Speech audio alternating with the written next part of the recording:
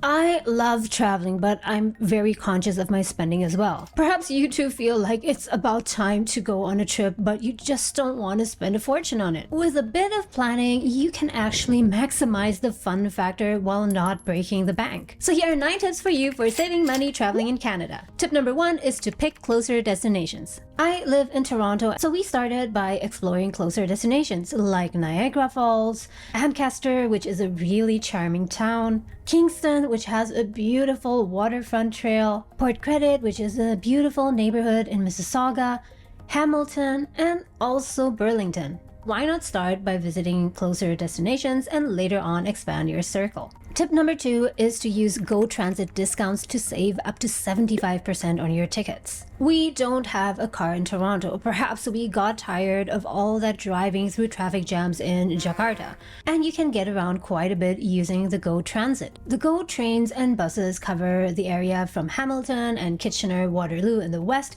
to Newcastle and Peterborough in the east, and from Orangeville and Beaverton in the north to Niagara Falls in the south. Tickets for the Go Transit are affordable, about $19 for a trip from Toronto to Kitchener one way for an adult, or about $16 using a Presto card. So yes, definitely get a Presto card if you use the Go Transit, and if you want to know how to get the Presto card, then you can watch this video up here. But it can get even cheaper if you use the Weekend Pass or the Weekend Day Pass. The Go Weekend Pass costs $15 and the Go Weekend Day Pass costs only $10, and you can use it to go wherever Go Transit can take you. So let's say that on a weekend on Saturday, you travel from Toronto to Hamilton, and then on Sunday from Hamilton to Burlington, and then back to Toronto. To make that entire trip, you will only need that Go Weekend Pass, which will only cost you $15.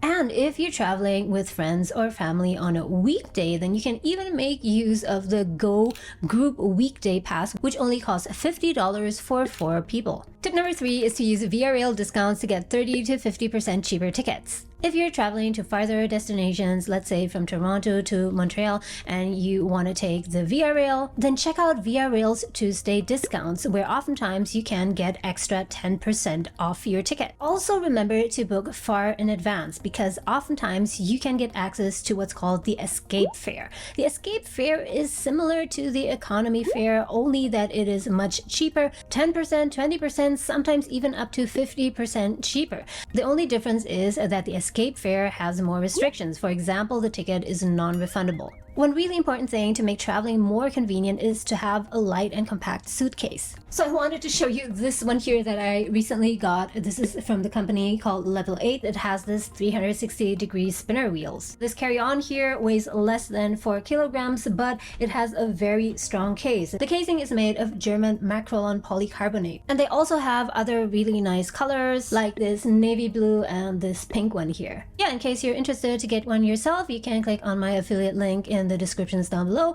and you can even get 10% off your purchase if you use my code Living in Canada. So thanks Level 8 for sponsoring a portion of this video. My next tip for an affordable but enjoyable trip is to merge breakfast with lunch. Ideally by picking a hotel that already includes breakfast in its standard rate. At more expensive hotels, 4 and 5-star hotels, there's usually a different rate that already includes breakfast and is slightly more expensive, or you need to pay $20 to $30 extra per person. So if 4 of you are traveling, that's already $80 to $120. That's why I really love to stay at traditional B&Bs, bed and breakfast. Like this one here I stayed at Niagara Falls, which is called Blue Gables Inn. Got a sumptuous, huge breakfast that was custom made for each one of us. So if you stay at a hotel that already includes breakfast and it's a very generous breakfast, then that can serve as brunch. Just eat slightly more than you would usually eat, so you don't need to spend extra on lunch. What we usually do instead of getting lunch is just to get some coffee and a few snacks, and then go on to have an early dinner like at 5 or 6 p.m. Tip number 5 is to combine extreme cheap eats with high quality, more expensive restaurants, rather than just splitting our budget in half and get suboptimal value for both meals. For example, during a recent trip to Montreal, we took the Via Rail and we bought some croissants on board, and we also had some snacks with us. Then in Montreal, we went to a cafe called Le Petit Dep, and we spent only $40 for the three of us. We just bought some sandwiches, wraps, and donuts. But then at night, we splurged on some fine dining where we spent $100 plus for the three of us. That makes $70 on average per meal. And to be honest, it's also a good way to avoid that stuffy feeling that you often get while traveling when you eat all the time and do nothing. The next tip has to do with timing. I try as best as I can to travel off-peak. That means February, October, and early mid-November. During that time, flights and accommodation is the cheapest. But the problem is that everyone tends to travel around the same time, for example in June, July, and August, and that obviously drives the price up. Not only that, but travel destinations tend to get super crowded during those times. And of course, sometimes you just have no choice, but if you do have that flexibility, then really try and travel off-peak. Try and shift your holidays by a few weeks. Instead of going on vacation in July and early August, go very late August or even better, early September. Also, when booking, check out the calendar on whatever booking site you use to find the lowest rates. Sometimes there are specific days within a week where the hotel rate is much cheaper by $50 or even more. Oftentimes that's the case for staying on a Sunday and checking out on a Monday. Tip number 7 has to do with where and how you book your trips. To book your hotel, try out Booking.com. And this video is not sponsored by them, by the way. I've actually been using the site Booking.com since about 8 years or even longer to book most of my hotels. I always consistently got the lowest rates here, and also I found it to be most transparent. You know those booking websites where you click on a hotel and it seems as though you get a really cheap deal, but then when you click through it and you put in all your details, in the end there are a bunch of additional costs tagged onto the price, but that's not the case with Booking.com. You get what is advertised on the first page, and usually it already includes taxes. They have this loyalty program called the Genius Program, where with selected partner hotels you can get free breakfast and even free upgrades. And I've actually gotten room upgrades several times. That was a really nice surprise. For example, recently I stayed at this hotel in Toronto for a staycation called Bisha Hotel, and to our surprise we got upgraded to a much larger room. Also, when you sign up for Genius, which is totally free by the way, you get 10% additional 10% off selected properties.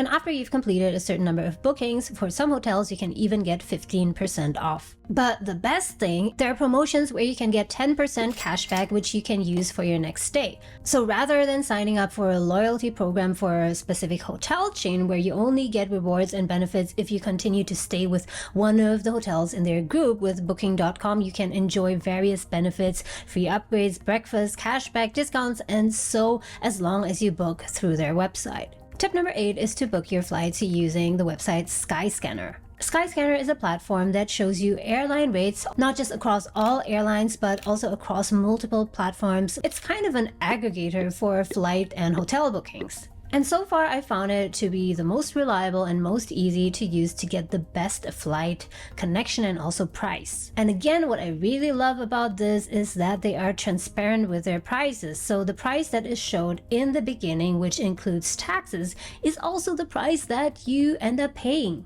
Tip number 9 is to go easy on attractions. I see people spending hundreds of dollars on entry tickets to museums or going on rides. And it's totally fine, of course, if you can afford it. But if you can't, then you end up either overspending by hundreds of dollars, or you end up not going at all because you're just too afraid that you'll spend too much. I rarely visit any attractions, the paid ones at least, because when you visit a new city, there are actually so many things that you can do for free. Just walking through the different neighborhoods and seeing how people live, what shops there are, historical buildings, go to farmers markets, flea markets, all those things don't cost a thing. In case you're visiting Toronto and want to know what you can do for free this summer, then you can check out this video up here. So which tips did you find useful, and where and when are you planning to travel next? Or perhaps will you actually wait until low season in mid or end September? As always, thank you so much for watching, guys. Have an awesome summer, and I'll see you soon in the next video. Bye! The casing is made of German macrolon polycarbonate. Holy cow.